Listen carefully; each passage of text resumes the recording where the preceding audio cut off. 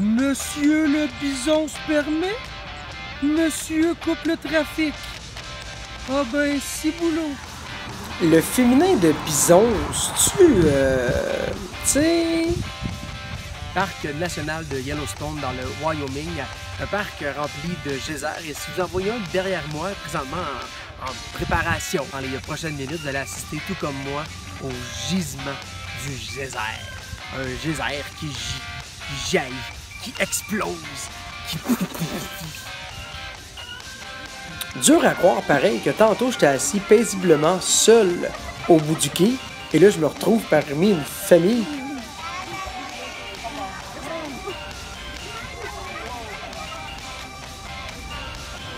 On est-tu vraiment en train d'applaudir la nature? On se voit pas de cachette, ça donne vraiment le goût d'aller faire du camping. Le mont Rushmore, Dakota du Sud, il y a des gens qui pensaient que c'était une pure invention, que ça n'avait pas été sculpté pour le vrai. J'ai la confirmation, c'est bel et bien vrai. Et by the way, mon grand étonnement, ça m'a coûté 10 $ ici, mon ticket d'entrée pour venir voir, et il est valide pour 1 an.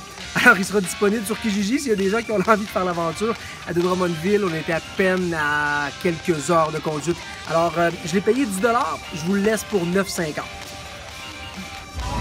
Belle surprise sur la radio Sirius Satellite, fréquence 174, influence franco-caïn comme un bombe. On est dans le Dakota du Sud, c'est vraiment trippant là.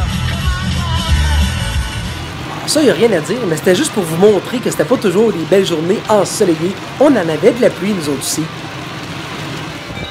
Ton voisin au camping est énerve, je te conseille d'accrocher une coupe de carillon dans ton arbre. Je te jure, c'est gossant!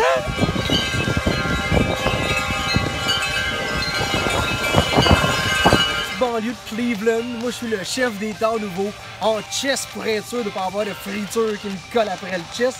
Je suis là, je m'amuse, c'est un peu frais mais tellement agréable. Vive le camping! À Cleveland pour voir les Indians, une journée parfaite, ensoleillée. Ça donne le goût d'avoir le retour des expos de Montréal, avoir un stade au centre-ville. Vive le baseball, vive les Indians!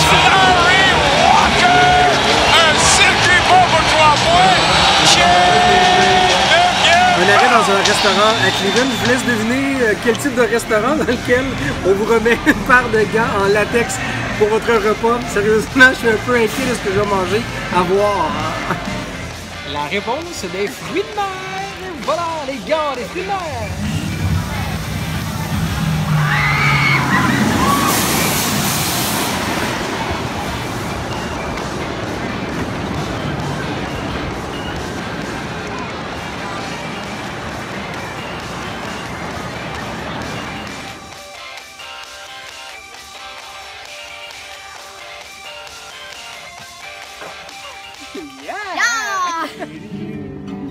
Happy birthday, dear.